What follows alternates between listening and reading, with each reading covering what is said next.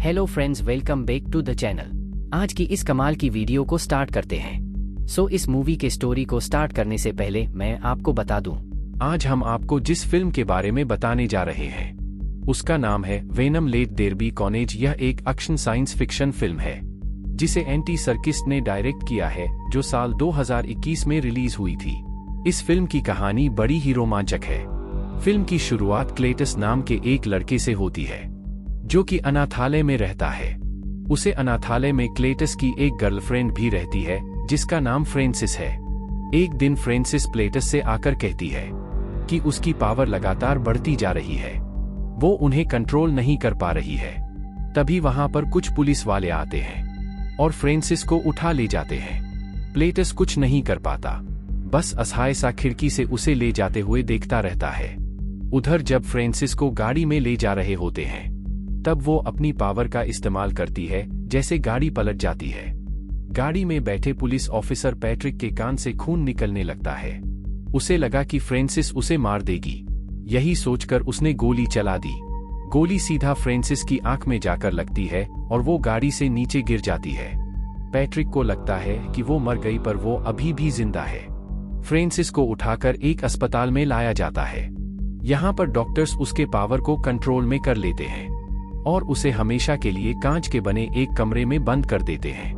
अब आगे की कहानी शुरू होती है एडी से, जो पूरी तरह से वेनम बन चुका है।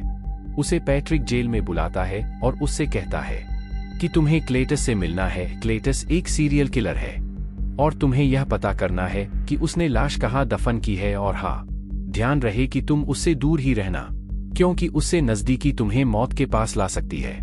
एडी उससे मिलने अंदर जाता है। वहां देखता है कि क्लेटस कैद खाने में बंद है। उसे कहता है कि तुम मेरा एक इंटरव्यू लो जिसमें मैं तुम्हें अपनी जिंदगी का राज बताऊंगा। मैंने इतनी हत्याएं क्यों की और कैसे कैसे लोगों को मारा। एडी ने उससे पूछा कि तुमने मुझे ही क्यों बुलाया है, तो वो कहता है कि तुम पसंद हो मुझे। फिर एडी वहां से बाहर निकलने को होता है, तभी उसे जेल की दीवार पर कुछ चित्र दिखे, कुछ अजीब से निशान भी नजर आए। उसे कुछ समझ नहीं आता।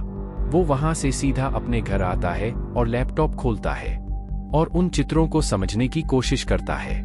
वेनम उसे उन सारे चित्रों के बारे में बताता है। अचानक एडी को समझ आता है कि ये सब तो एक जगह का नक्शा है जहां पर क्लेटस ने लोगों को मारकर दफन किया था। वो सारी बातें जानकर पुलिस को बता देता है और जब पुलिस वहां जाकर छानबीन करती है तो पुलिस को बहुत सारे लोगों की लाश और कंकाल मिलते हैं। ये सब वही लोग हैं जिन्हें क्लेटस ने मारकर दफन किया था। क्लेटस के खिलाफ सारे सबूत पुलिस को मिल जाते हैं और सरकार उसे मौत की सजा देती है। ये बात फ्रांसिस को पता लग जाती है। फ्रांसिस अभी तक एसाइलम में कैद है। इस खबर से एडी रात फेमस हो जाता है। अगले दिन एन उसे मिलने बुलाती है। एन को ये बात पता है कि वेनम अभी तक एडी के अंदर है। एन उसे कहती है कि उसकी एंगेजमेंट हो गई है। ये खबर सुनकर एडी परेशान हो जाता है और अपने घर चला जाता है।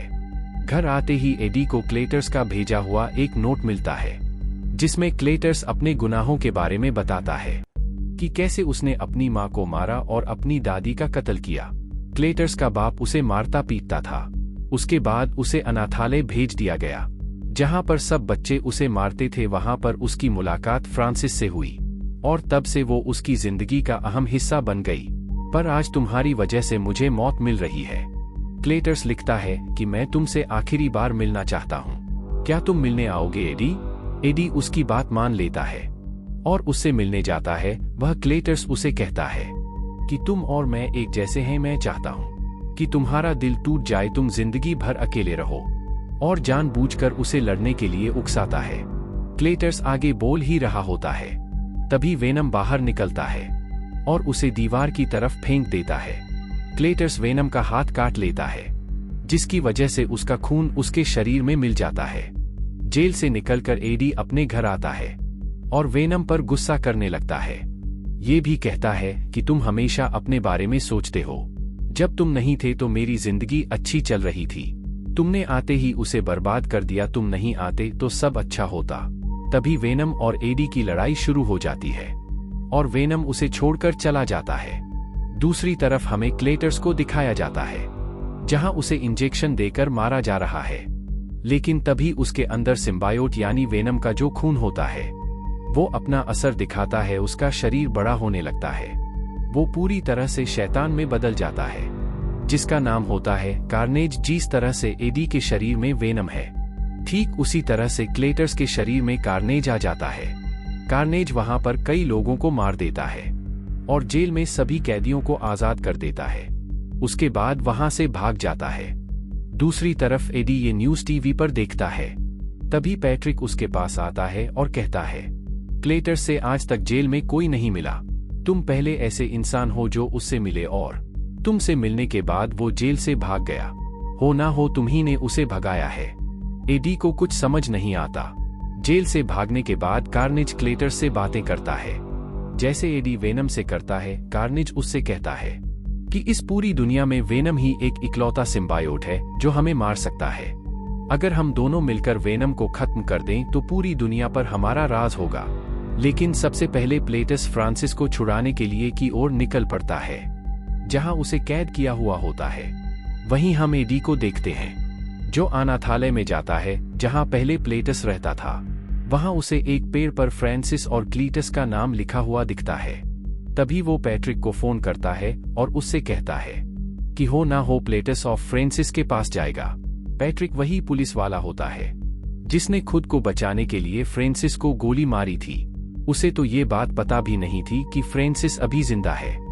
वहीं दूसरी ओर क्लेटस कॉर्नेज की मदद से फ्रांसिस को आजाद करा देता है और सब डॉक्टर्स को मारकर वहां से भाग जाता है। पुलिस उसका पीछा करती है पर उसे पकड़ नहीं पाती। वो एक एक पुलिस वाले को जान से मार देता है। इधर सबको यही लगता है कि जो कुछ भी हो रहा है उस सब की वजह एडी है और पैट्रिक एडी को गिरफ्तार कर लेता है। एडी के अंदर वेनम नहीं है, उसकी सारी पावर्स वेनम के साथ जा चुकी हैं, तो वो जेल से भी नहीं भाग सकता। तभी वो एन को फोन करता है। वो उसे मिलने जेल आती है। एडी कहता है कि वेनम मेरे अंदर से अब निकल चुका है, तुम उसे कहीं से ढूंढ कर ले आओ। हम बहुत बड़े खतरे में हैं। ये शहर में जो कुछ भी हो रहा है वो मैंने नहीं किया, ये सब क्लेटर्स ने किया है। इसलिए तुम जाओ और वेनम को ढूंढ लाओ। दूसरी ओर हम वेनम को देखते हैं जो शरीर बदलता जा रहा है, पर कोई भी शरीर उसे नहीं मिल पा रहा जिसमें वो रह सके। वेनम कई दिनों से भूखा भी है, इसलिए वो एक आदमी के शरीर में घुसकर खाने की शॉप पर जाता है जहां पहले एडी उसे लाया करता था। शॉप की मालिक वेनम को जानती है। वो उसे खाने के लिए चॉकलेट मांगता है और उसके शरीर में घुस जाता है। तभी एन वहां पर वेनम को ढूंढते हुए पहुंच जाती है क्योंकि उसे पता है कि वेनम यहां पर जरूर आएगा। एन उसे वेनम के बारे में पूछती है, कहती है एडी को उसकी बहुत जरूरत है। उससे बात करते हुए वो समझ जाती है कि वेनम इसी के शरीर में है। एन वेनम को चलने के लिए राजी कर लेती है। वेनम एन के शरीर में घुसकर जेल तक पहुंच जाता है और एडी जेल तोड़कर भाग जाता है। पैट्रिक पुलिस वालों के साथ मिलकर उसे ढूंढने निकलता है। वो एडी को ढूंढ ही रहा होता है कि अचानक उसके सामने क्लेटस आ जाता है। क्लेटस उसे बंदी बनाकर अपने साथ ले जाता है। वहीं दूसरी तरफ फ्रांसिस एडी को ढूंढते हुए उसके घर जाती है। वहां उसे एडी तो नहीं मिलता पर उसकी एंगेजमेंट रिंग मिल जाती है और एन की एक फोटो मिलती है। फोटो देखते ही वो एन को उठाकर ले जाती है। उसे कहती है कि हमारी शादी में जरूर आना। आगे हम क्लेटस और फ्रांसिस को देखते हैं जो एक चर्च में शादी कर रहे हैं। वहां उन्होंने पैट्रिक और एन को पकड़ रखा होता है। एडी एन को खोजते खोजते चर्च तक पहुंच जाता है। वहां क्लेटस को देखता है। उसे देखते ही वेनम बाहर आ जाता है। वहीं दूसरी ओर कार्नेज भी निकल आता है। जैसे ही कार्नेज बाहर निकलता है वेनम एडी के शरीर में छुप जाता है। एडी कहता है, क्या हुआ, तुम अंदर क्यों चले गए? वेनम कहता है कि ये रेड कार्नेज हैं और ये बहुत शक्तिशाली होते हैं, मैं इनसे नहीं लड़ सकता, चलो यहाँ से। एडी कहता है कि आज तुम बाहर आ जाओ, उसके बदले में तुम जो बोलोगे वो मैं करूंगा। तुम कभी भी किसी को भी खा सकते हो, मैं तुमसे कभी मना नहीं करूंगा। ये सुनते ही वेनम बाहर आ जाता है और अब वेनम और कार्नेज में जबरदस्त फाइट होती है। दोनों एक दूसरे को मारने लगते हैं पर कार्नेज वेनम से ज्यादा खतरनाक होता है। वो वेनम पर हावी हो जाता है। तभी फ्रांसिस अपनी पावर्स का इस्तेमाल करके सुपरसोनिक साउंड निकालती है जिससे कार्नेज को बहुत तकलीफ होती है। उसके साथ ही चर्च का घंटा भी बहुत जोर जोर से बजने लगता है जिससे और ज्यादा साउंड निकलने लगता है, जिससे वेनम और क्लेडर्स के शरीर से उनके सिम्बायोट बाहर निकलने लगते हैं। पर जैसे ही उसकी आवाज कम होती है, वो फिर से अपने अपने शरीर को पकड़ लेते हैं और अब कार्नेज एन को लेकर ऊपर जाता है। वेनम उसके पीछे जाने की कोशिश करता है और वो बड़े बड़े पत्थरों से दब जाता है और बुरी तरह से फंस जाता है। एडी वेनम से कहता है कि हमें किसी भी कीमत पर जीतना होगा। वेनम कहता है कि कार्नेज से जितना आसान नहीं होगा। वहीं फ्रांसिस जोर जोर से चिल्लाने लगती है। कार्नेज को इससे तकलीफ होती है। वो फ्रांसिस का गला दबा देता है जिससे कि वो आवाज ना निकाल सके। ये सब देखकर क्लेटिस्ट कार्नेज को अपने शरीर से निकालने की कोशिश करता है, पर कार्नेज उसके शरीर पर पूरी तरह से काबू पा चुका है। वो एन को ऊपर से नीचे फेंक देता है। इससे पहले कि वो जमीन पर गिरकर मरती, वेनम उसे आकर बचा लेता है और अब कार्नेज वेनम के सामने आता है और उसे पूरी तरह से मारने लगता है। इतनी देर में फ्रांसिस होश में आ जाती है। वो आवाज निकालने ही वाली होती है कि तभी कार्नेज उसे नीचे गिरा देता है। वो पूरी पावर के साथ नीचे गिरते हुए चिल्लाती है, जिससे चर्च की दीवारें टूट जाती है और एक बार फिर से उन दोनों की बॉडी से उनके सिम्बायोट बाहर आ जाते हैं। क्लेटिस्ट टूटी हुई दीवार के नीचे दब जाता है। जैसे ही शोर खत्म होता है, वैसे ही कार्नेज उसके शरीर की तरफ बढ़ने लगता है। वो उसके शरीर को छूने ही वाला होता है कि तब तक एडी के शरीर में वेनम आ जाता है और वो कार्नेज को मारकर खा जाता है। कार्नेज के मारने के बाद वहां पुलिस आ जाती है, पर तब तक एडी वहां से चला जाता है। फिल्म के आखिर में हमें दिखाया जाता है कि एडी और वेनम दोनों इस शहर को छोड़कर बाहर छुट्टी मनाने चले जाते हैं। वहां पर वेनम एडी को कहता है कि हम सब के कुछ ना कुछ राज होते हैं। वह कहता है कि मैं तुम्हें सिम्बायोटिक यूनिवर्स के बारे में कुछ बताना चाहता हूं। तभी अचानक से स्क्रीन बदलती है और ये दोनों एक जगह से दूसरी जगह पहुंच जाते हैं और वह टीवी पर स्पाइडर मैन की न्यूज चल रही होती है। वही मूवी खत्म हो जाती है।